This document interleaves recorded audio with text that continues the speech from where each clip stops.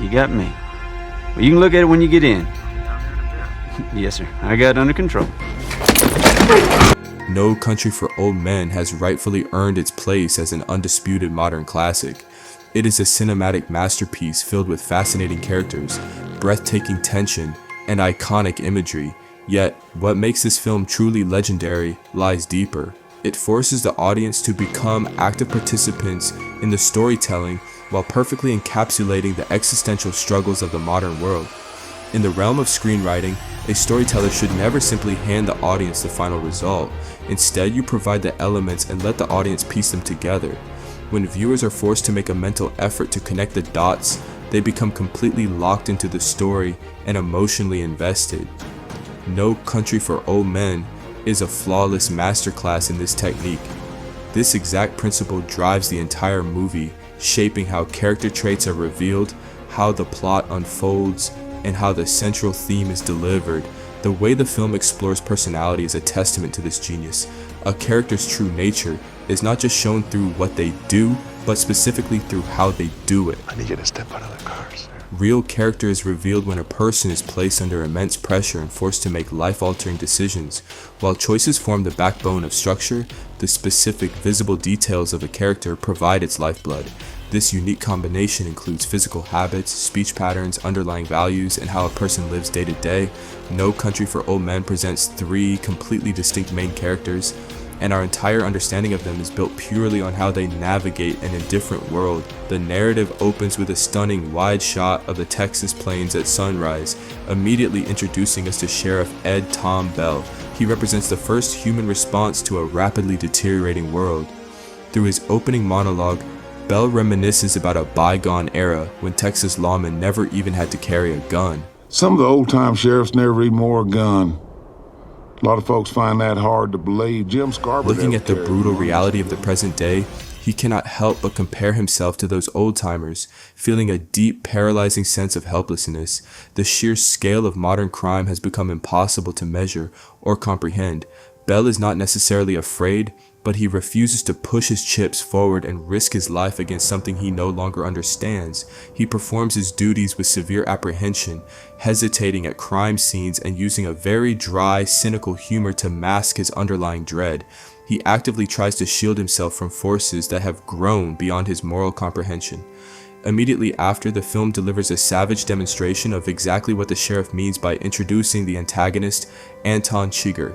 Here, we instantly see choices and behaviors that expose an incredibly terrifying cold nature. Arrested by a young deputy, Chigurh creeps up from behind and brutally strangles the officer to death.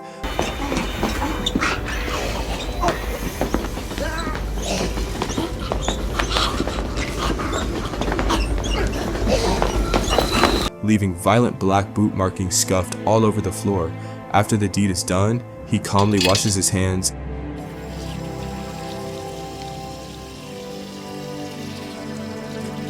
steals a police car, and flags down an innocent driver, pretending to be an actual lawman. He tells the man to step out of the car. I need you to step out of the cars. Only to instantly execute him using a pneumatic captive bolt pistol. What is that for? Will you hold still, please? Chigurh has absolutely no moral issue with killing people to achieve his goals, but it is his methodology that makes him so deeply unsettling. While his first murder is raw, violent, and explosive, his second execution is polite, businesslike, and terrifyingly clean. These deaths serve as perfect examples of how the Coen brothers portray the universe. Everything is ruled by blind chance. Both victims were simply in the exact wrong place at the exact wrong time. One moment they are alive, and the next they are completely wiped out.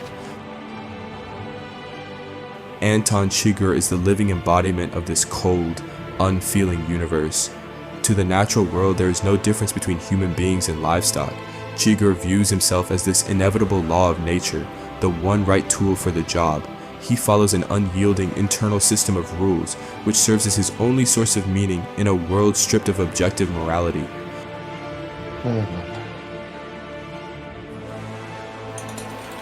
Following this chilling introduction to Chigurh, the film presents our third and final main character, Llewellyn Moss. While hunting out in the desolate Texas desert, Moss follows a trail of blood and stumbles upon a collection of abandoned vehicles. It is the gruesome aftermath of a drug deal gone sour.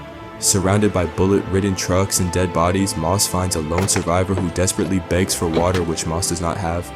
As a highly skilled and experienced hunter, Moss understands exactly how both animals and people think.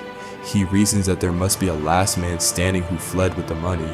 His prediction is perfectly accurate. He tracks down the final body, slumped against a tree, discovering a briefcase containing $2 million in cash. Moss's reaction to the money is incredibly telling. Instead of celebrating, he looks completely resigned. He instinctively knows the fatal consequences of taking that bag.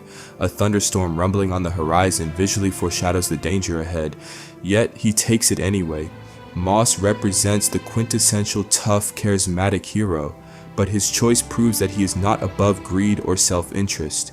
He willingly chases the hollow specter of material wealth, fully aware that it could cost him everything. He chooses a specific human response to nature, a high-stakes gamble where the ultimate reward, a lifetime of luxury without ever working again, outweighs the extreme pain of the risk. The film uses this masterful setup to drive the plot forward without ever spoon-feeding the audience through dialogue. In multiple key scenes, the direction deliberately refuses to call out major plot points, leaving it up to the viewer to connect the pieces. A brilliant example occurs when Moss leaves his motel room for the first time while on the run. He pulls back the curtain and scans the parking lot. Seeing nothing dangerous, he closes the curtains, carefully overlapping one over the other. At first glance, this seems like a routine, forgettable action, but when he returns to the motel later, this tiny detail unlocks massive tension. If the audience is paying close attention, they immediately notice a microscopic shift. There's now a small gap between the curtains. Someone has entered the room and failed to leave the curtains exactly as Moss did. Take me to another motel. Let's just call it square. Look, you're already in a jackpot and I'm trying to get you out of it. But take me to another motel. No one explains this out loud. There's no cheap jump scare or explanatory dialogue. The audience knows in a fraction of a second that an absolute deadly threat is waiting inside.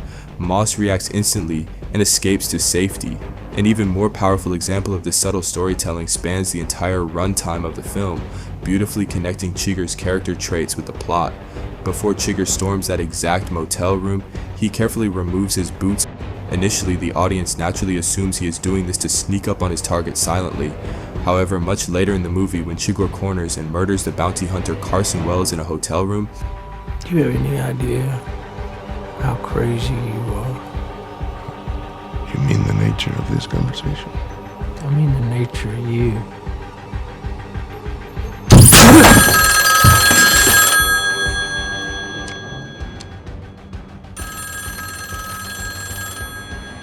the true meaning of this habit is brilliantly revealed.